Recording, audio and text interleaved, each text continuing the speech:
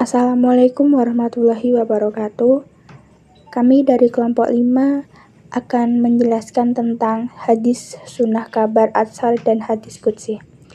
Sebelum menuju ke materi, perkenalkan kami dari kelompok 5 yang beranggotakan Aisyah Kusumadewi dengan NIM 233, Arifatul Khairiyah dengan NIM 234, Dila Amita dengan NIM 235, Rika Saktiani dengan NIM 236, dan Dika dengan NIM 237.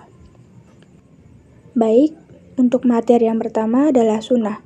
Pengertian, menurut bahasa, sunnah menurut bahasa Lughat adalah yang pertama, jalan hidup yang ditempuh seseorang, baik yang terpuji ataupun yang tercela. Yang kedua, suatu tradisi yang biasa dilakukan, walaupun tradisi tersebut tidak baik. Yang ketiga, bentuk jamak dari kata sunnah adalah sunan. Sabda Nabi Shallallahu Alaihi Wasallam yang berhubungan dengan pengertian sunnah menurut bahasa dalam konteksnya yang tercela atau negatif adalah sebagai berikut. Sesungguhnya kamu akan mengikuti sunnah-sunnah atau kebiasaan orang-orang sebelum kamu. Sejengkal demi sejengkal, seasta demi seasta hingga seandainya mereka masuk sarang dap atau binatang serupa biawak. Sungguh kamu akan memasuki juga. Hadis riwayat Muslim. Sedangkan hadis Nabi Shallallahu Alaihi Wasallam yang berkaitan dengan pengertian sunnah, menurut bahasa dalam konteksnya adalah baik atau terpuji. Di antaranya adalah sebagai berikut. Barang siapa menempuh jalan yang baik, maka baginya pahala atas apa yang ditempuh dan baginya pula pahala yang lain yang mengerjakan sesungguhnya hingga hari kiamat. Dan barang siapa yang menempuh jalan hidup yang jelek, maka baginya dosa atas pekerjaannya yang buruk itu. Dan baginya pula dosa yang orang akan mengerjakannya setelah hingga hari kiamat. Hadis riwayat Bukhari dan Muslim. Menurut definisi di atas, setiap orang yang memulai suatu perbuatan, kemudian perbuatan tersebut diikuti oleh orang sesudahnya, maka perbuatan itu dinamakan sunnah.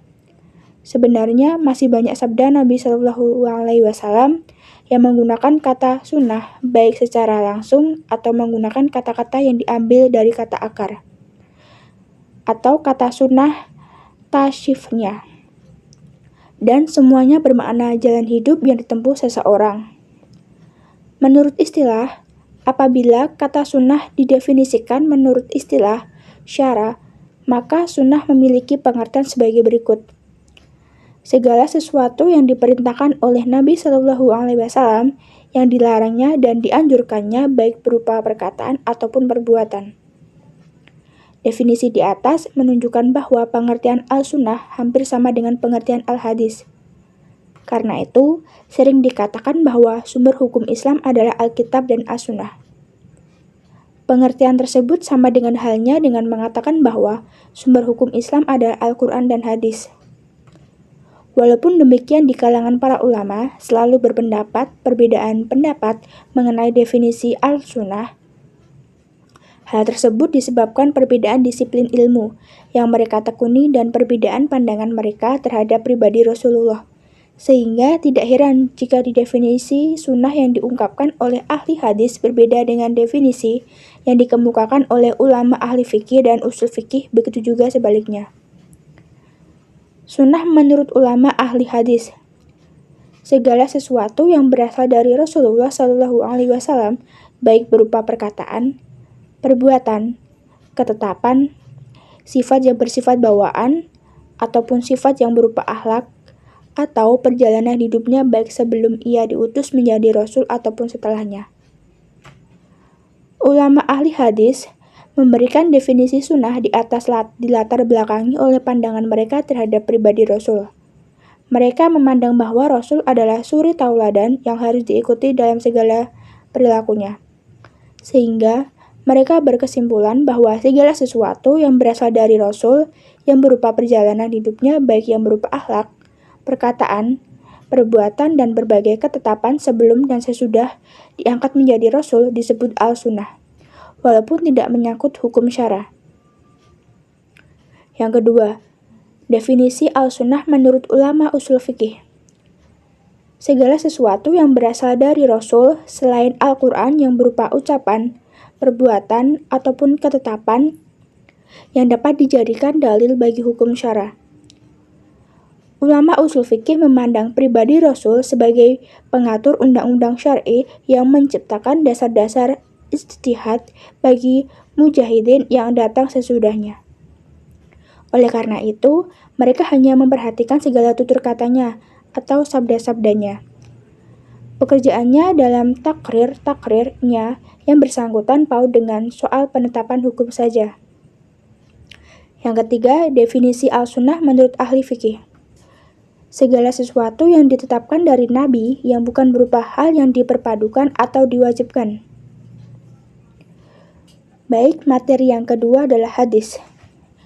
Pengertian, menurut bahasa, jadid lawan kodim, atau yang baru jamaknya hidas, hudas, dan hudus.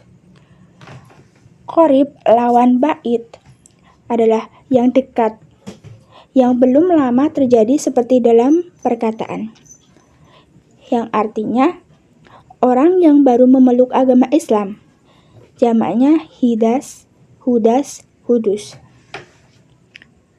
Kabar adalah berita, sesuatu yang dipercakapkan dan dipindahkan dari seseorang kepada orang lain, semakna dengan kata haddatsa. Dari makna inilah diambil perkataan hadis Rasulullah. Untuk menurut istilah, definisi hadis menurut ulama ahli hadis adalah segala sesuatu yang berasal dari Rasulullah SAW sebelum diutus ataupun setelahnya, baik berupa perkataan, perbuatan, ketetapan, ataupun sifat-sifat. Hadis menurut ulama usul fikih adalah segala sesuatu yang berasal dari Rasul yang berupa perkataan, perbuatan, dan ketetapan yang bisa dijadikan dalil bagi hukum syara. Definisi hadis menurut ulama fikih adalah segala ketetapan dari Nabi yang tidak bersifat fardu ataupun wajib. Baik, selanjutnya klasifikasi hadis. Hadis qauli atau perkataan adalah hadis yang berupa sabda atau ucapan Nabi Shallallahu Alaihi Wasallam. Biasanya disebutkan lafadz qala adalah redaksinya. Dari Umar bin Khattab radhiyallahu anhu berkata, Rasulullah Shallallahu Alaihi Wasallam bersabda, sesungguhnya amalan itu dengan niatnya.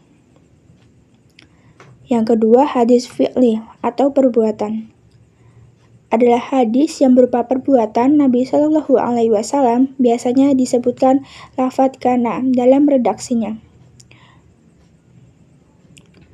Dari Aisyah berkata, Rasulullah Shallallahu Alaihi Wasallam berdiri dan duduk. Ketika memulai sholat dengan berdiri, maka rukuk dengan berdiri. Dan ketika memulai sholat dengan duduk, maka rukuknya dengan duduk. Baik, selanjutnya adalah hadis ta'riri atau persetujuan.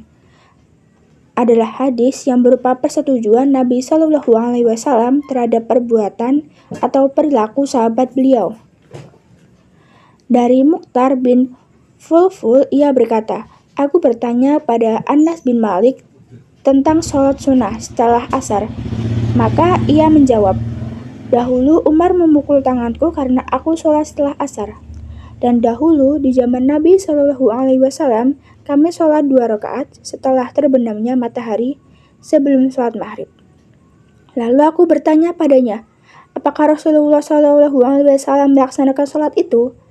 Anas bin Malik menjawab, beliau melihat kami melaksanakan sholat itu dan beliau tidak memerintahkan dan juga tidak melarangnya. Baik, materi selanjutnya akan dibacakan oleh Mbak Rifatul. Baik, yang keempat, hadis hami adalah hadis yang berupa keinginan atau hasrat Nabi Shallallahu Alaihi Wasallam yang belum terrealisasikan. Walaupun hal itu baru rencana dan belum dikatakan oleh Nabi. Para ulama memasukkannya pada hadis karena Nabi tidak sesuatu kecuali yang benar dan dicintai dalam agama.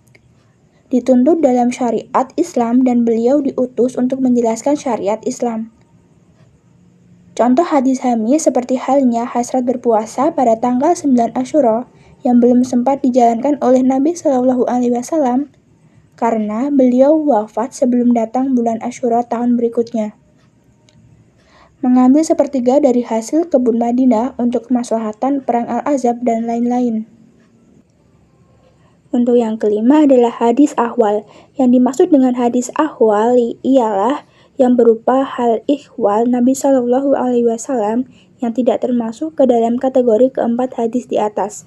Ulama hadis menerangkan bahwa yang termasuk hal-hal ihwal ialah segala pemberitaan tentang Nabi Shallallahu Alaihi Wasallam seperti yang berkaitan dengan sifat-sifat kepribadiannya atau perangainya, keadaan fisiknya.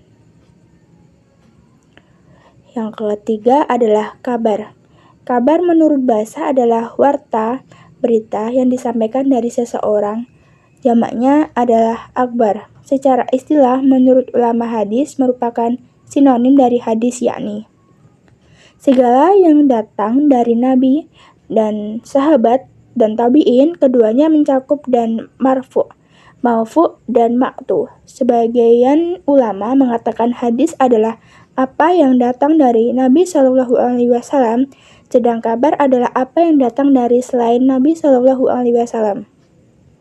Oleh karena itu, orang yang sibuk dengan sunnah disebut muhadis, sedangkan orang yang sibuk dengan sejarah dan jenisnya disebut akhbari. Dikatakan bahwa antara hadis dan kabar terdapat makna umum yang khusus yang mutlak. Jadi setiap hadis adalah kabar tetapi tidak sebaliknya. Contoh atsar sebagai dari sunnah adalah meletakkan tangan di bawah pusar sewaktu melakukan sholat. Baik, materi keempat, atsar. Atsar menurut bahasa adalah baqiyatu syar'i atau sisa sesuatu. Sedangkan menurut istilah ada dua pendapat. Yang pertama adalah pengertian atsar sama dengan pengertian hadis menurut istilah, yaitu segala sesuatu yang berasal dari Rasulullah Shallallahu Alaihi Wasallam. Untuk pengertian kedua adalah pengertian atsar berbeda dengan pengertian hadis. Atsar adalah segala sesuatu yang disandarkan kepada sahabat dan tabi'in baik berupa perkataan ataupun perbuatan sahabat. Contoh atsar. Perkataan tabi'in Ubaidillah ibn Abdillah ibn Ubtah ibn Mas'ud. Artinya, menurut sunnah hendaklah imam bertakbir pada hari raya fitri dan hari raya adha sebanyak 9 kali ketika duduk di atas mimbar sebelum berkhutbah. Untuk materi kelima adalah hadis qudsi. Definisi hadis qudsi adalah sebagai berikut. Setiap hadis yang berupa perkataan Nabi yang disandarkan kepada Allah disebut hadis qudsi atau ilahi karena ia muncul dari Allah Subhanahu wa taala, dipandang dari segi keberadaan Allah Subhanahu wa taala sebagai yang menfirmankan dan yang memunculkan untuk mula pertamanya. Adapun keberadaan sebagai hadis adalah karena Rasulullah Shallallahu Alaihi Wasallam mencerminkan dari Allah Subhanahu wa taala. Karena jika tidak berkenaan dengan Al-Quran, dikatakan Allah Subhanahu wa taala berfirman. Sedangkan jika berkenaan dengan hadis qudsi dikatakan Rasulullah Shallallahu Alaihi Wasallam bersabda tentang apa yang diriwayatkan dari Tuhannya. Dari Abu Hurairah dari Nabi Shallallahu Alaihi Wasallam, ia berkata, Allah Subhanahu wa taala berfirman, ada 3 kelompok orang yang menjadi musuhku pada hari kiamat. Seseorang yang berniat ember kepadaku, kemudian ia mampu tetapi ia tidak melaksanakannya. Seseorang yang menjual harta, kemudian ia memakan hasil penjualannya, dan seseorang yang menciptakan pekerjaan kepada pekerja, kemudian ia bekerja dengan baik, tetapi ia tidak membayar upahnya. Baik, materi selanjutnya, perbedaan hadis nabawi, hadis qudsi, dan Al-Quran. Perbedaan hadis nabawi, hadis qudsi, dan Al-Quran adalah dilihat dari penisbatan, redaksinya, dan maknanya.